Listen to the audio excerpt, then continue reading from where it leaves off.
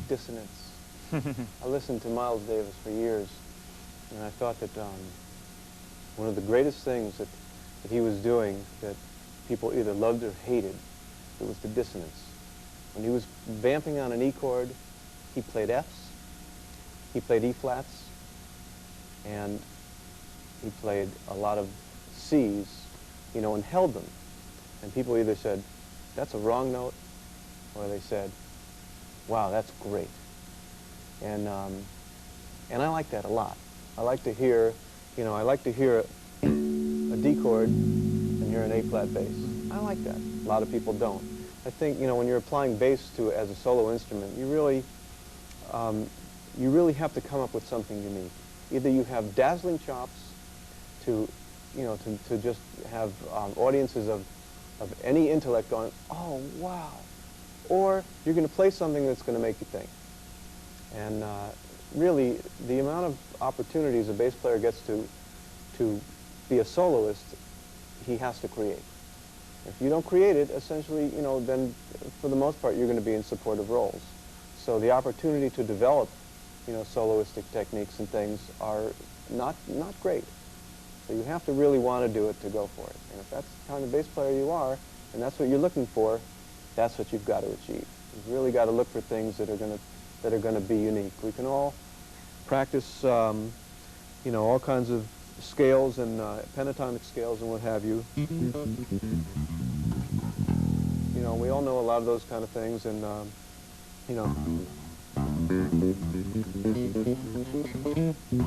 we can practice all those little things, and they can all be part of soloing in context of a song or, you know, a jazz kind of context. But really, if you really want to be noticed in the solo world, there's very few bass players who are great soloists and who have unique styles.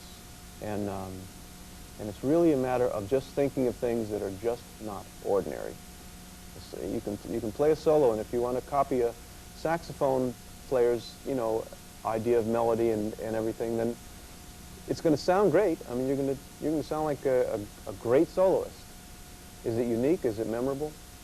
You know, maybe, maybe not. I think the most important thing really is to just find unusual things, which is why I like to just hear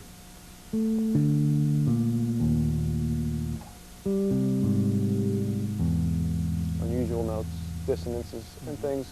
And you know, in all honesty, I'm in situations where I'm required to be a soloist maybe 5% of the time. So it's not something I've really pursued and developed. I really love being in supportive roles.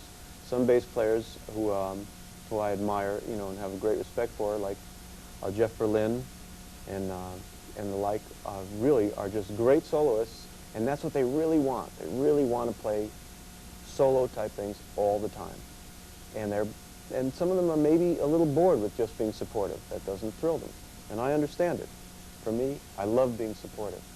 I can play 20 minutes straight just playing a great groove if it really feels terrific, and there's different little things happening on top. If it's not going anywhere, it's good for 2 minutes. If it's going somewhere and constantly moving, and there's interesting harmony or other things or rhythmic things that are changing on top, then it's, you know, that to me is the best fun I could possibly have. And I think that's where I fit into the bass playing role in regards to soloing and what have you. Yeah, and like you say, even in the supportive role where you aren't being featured as a soloist, you can come up with, just think, unique, something different in your bass line, make it not sound... All the time, and I think that's what really makes a great bass player. If I have 2 bars to fill, then I want to come up with something that was just really inspired and executed well. And, you know, and that could be interpreted as a great solo. Sometimes Marcus Miller's got, you know, 8 bars on a Miles Davis album that they're his 8 bars. It's not a long passage, it's not anything, but he makes those 8 bars count, and it's just a great little piece of music.